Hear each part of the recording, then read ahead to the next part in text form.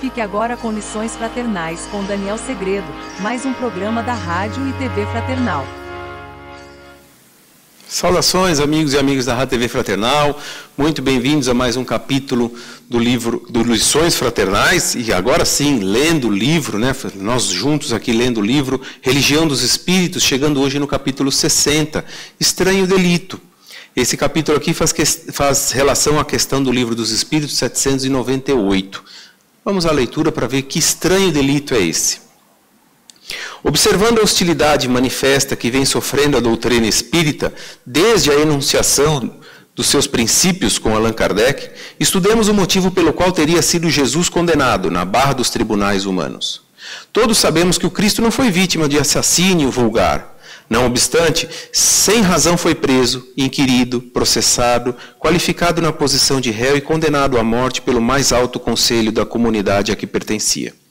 O libelo não permaneceu circunscrito ao âmbito religioso da nação israelita. A sentença foi conduzida à ratificação do arbítrio romano, na pessoa de Pilatos, submetida à consideração da autoridade provincial, na presença de Antipas e, em seguida, exposta ao veredito da multidão. Dentre todos os poderes a que foi apresentado, não se tem notícia de voz alguma que se levantasse para defendê-lo. Entretanto, qual teria sido a culpa do mestre nos quadros do seu tempo? Ter-se-ia incompatibilizado com os sacerdotes? Declarava ele mesmo que não vinha destruir a lei, mas sim dar-lhe cumprimento. Afrontaria, acaso, os abastados do mundo? Não possuía uma pedra em que repousar a cabeça. Guerreara os políticos dominantes? Ensinava o respeito à legalidade, proclamando que se deve dar a César o que é de César e a Deus o que é de Deus. Menoscabara, porventura, o prestígio dos médicos? Valia-se apenas da oração e do magnetismo divino de que se fazia intérprete no socorro aos doentes. Dilapidar o interesse dos comerciantes? Em sua época, qual acontece ainda hoje, pratica a beneficência quem multiplique pães e peixes em favor dos famintos. Insultar os filósofos e os pesquisadores do espírito, sequiosos de experiência? Ele mesmo anunciou que todos conheceremos a verdade para que a verdade nos faça livres. E, depois de crucificado, seus continuadores legítimos por muito tempo foram perseguidos, humilhados, espancados, martirizados e ridicularizados, apodrecendo nos cárceres, algemados a ferros, supliciados em gabinete de tortura, passados a fio de espada ou cedidos à sanha de feras sanguinárias nos espetáculos públicos. E agora, que a doutrina espírita lhe revive os ensinamentos, quantos lhe esposam o programa de educação e justiça, de libertação moral e fraternidade pura, já que a evolução do direito entre os homens não mais permite se ergam cruzes e fogueiras para os que creem na sabedoria e no amor da providência divina, padecem calúnia, vilipêndio, sarcasmo e perseguição. Isso, porém, acontece simplesmente porque a infração do espiritismo, que reverencia a religião, ilumina a filosofia e venera a ciência, tanto quanto o delito de Jesus e de seus genuínos seguidores, nos primeiros 3 séculos do cristianismo apostólico, é o de combater o cativeiro da ignorância e o império do vício, a sombra da mentira e o domínio da opressão, ajudando a alma do povo a sentir e a raciocinar. Muito bem, meus amigos, capítulo 60, Estranho Delito, está aí. Questão 798 do Livro dos Espíritos, Allan Kardec perguntou: o espiritismo se tornará crença comum ou ficará sendo partilhado como crença apenas por algumas pessoas? E a resposta: certamente que se tornará crença geral e marcará nova era na história da humanidade, porque está na natureza e chegou o tempo em que se ocupará o lugar entre os conhecimentos humanos. Terá, no entanto, que sustentar grandes lutas, mais contra o interesse do que contra a convicção, porquanto não há como dissimular a existência de pessoas interessadas em combatê-lo, umas por amor próprio, outras por causas inteiramente materiais. Porém, como virão a ficar insulados, seus contraditores se sentirão forçados a pensar como os demais, sob pena de se tornarem ridículos. Se vocês se lembrarem, essa questão 798, na verdade, ela já foi abordada lá no capítulo 27, quando nós estudamos o capítulo 27, que trata a palavra aos espíritas. E a interpretação do capítulo 27 era sobre o espiritismo, o que com ele aprendemos com o seu surgimento. E observe que o texto que nós lemos aí, Estranho Delito, né? Ele é datado de 31 de agosto de 1959, época em que o cristianismo era mais rechaçado do que hoje. Então, ou seja, há evolução, o tempo vai passando e as coisas vão se compreendendo, vão se fazendo entender. Não por imposição, mas, como se disse no texto, a verdade vai surgindo, a verdade vai enaltecendo e vai ficando evidente, né? Com todo respeito àqueles que acreditam, que professam outra crença, porque o propósito do Espiritismo não é angariar pessoas, não é ter o maior número de adeptos ao Espiritismo, esse não é o propósito, mas o despertar da consciência, o buscar, aquela pessoa que busca o interesse em conhecer, em saber por que sofre, em saber o que acontece no pós-vida, como a gente diz, com o quê? Com a morte. Porque a vida continua, a vida não cessa. E é exatamente isso que o Espiritismo veio nos trazer. Porque até hoje não é comum, não é raro alguém criticar o Espiritismo, né? Algumas religiões criticam. E se você é espírita e às vezes ouve qualquer outra religião, qualquer adepto de qualquer outra religião criticando o Espiritismo, não se preocupe em defender o Espiritismo, no sentido de brigar, no sentido de provar algo. Tenha piedade, porque desconhece o teor do que o Espiritismo defende, daquilo que fala. Desconhece as causas do Espiritismo, que é pautado na ciência, religião e filosofia, e critica o Espiritismo sem saber. Então, deixa aquela pessoa criticar o quanto ela quer, porque ela desconhece. Não sinta raiva, por mais difícil que seja, respeita. Não é isso que Jesus nos ensinou? Então, qual crime nesse texto que nós lemos hoje? Estranho delito. Qual crime que Jesus cometeu? Qual foi? Ele menciona, incomodou poderosos, aqueles que detinham a fala e conduziam as pessoas. Ou seja, na verdade, aqui quando ele incomodou poderosos, o que aqueles poderosos queriam? É exatamente o que a gente às vezes vê muito nos tempos atuais. Quanto mais ignorante uma nação, mais fácil manipulá-la. Não é essa a frase que existe? E não é verdade isso? Quanto menos conhecimento tiver, mais fácil de te enganar.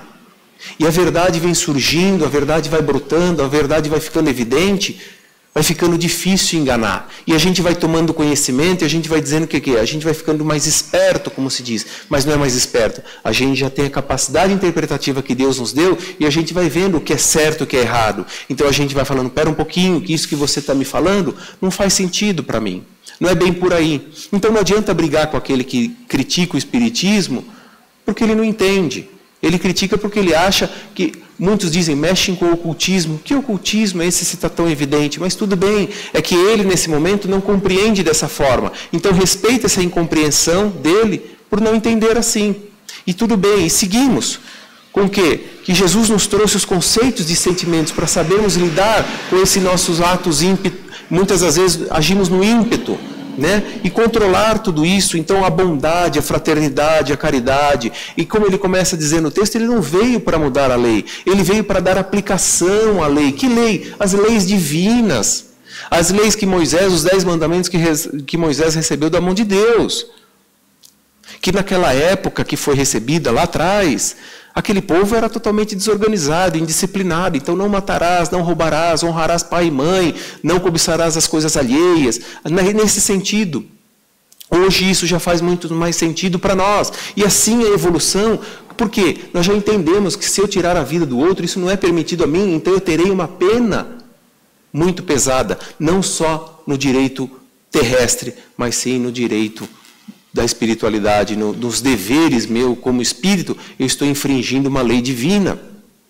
Então isso já não vale mais a pena em mim fazer, porque não faz mais sentido para mim. Então matar, como se dizia antigamente, nos 10 mandamentos, para aquele povo, era banal um matar o outro. Hoje nós já temos isso. Mas ainda tem muita gente que ainda mata, cada um por suas obras. Né? Lembre-se sempre daquela parábola, o joio e o trigo, deixe que eles cresçam junto, que depois vem e faz a separação. Então aqueles que estão no propósito do bem seguirão um caminho, os que não estão, seguirão outro.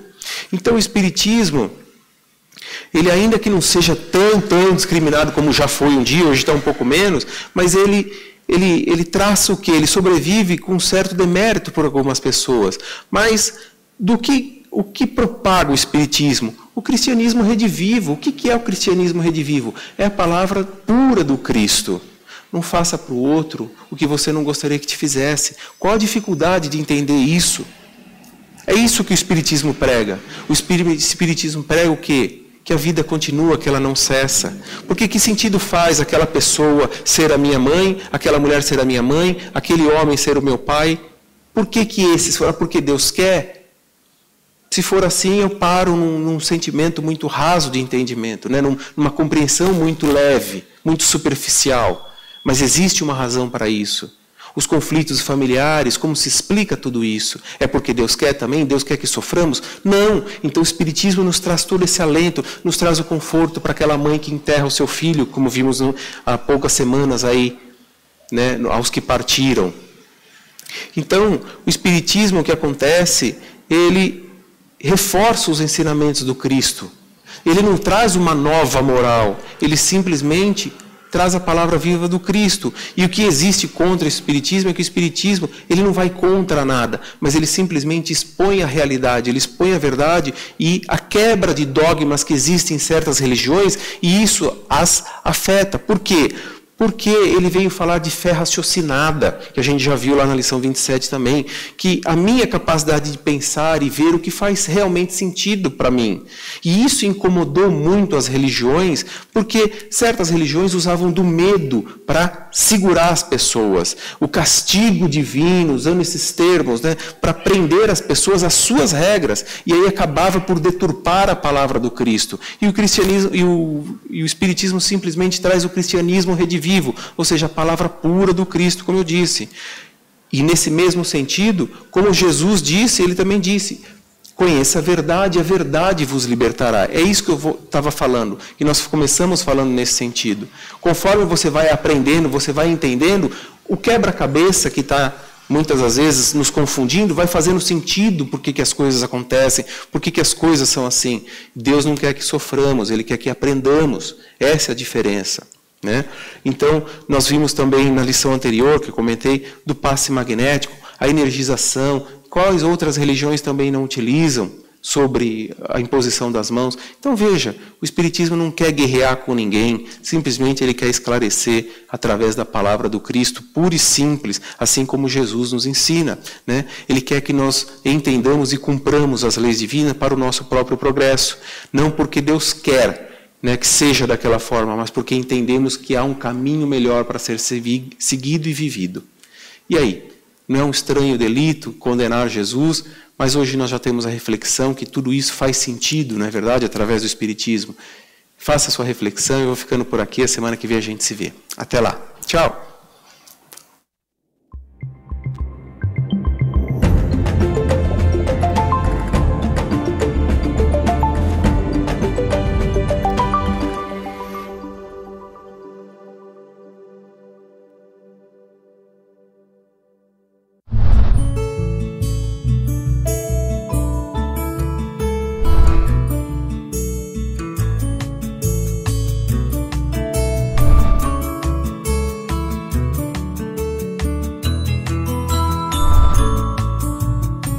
Você assistiu Lições Fraternais com Daniel Segredo, mais um programa da Rádio e TV Fraternal, sempre em sintonia com você.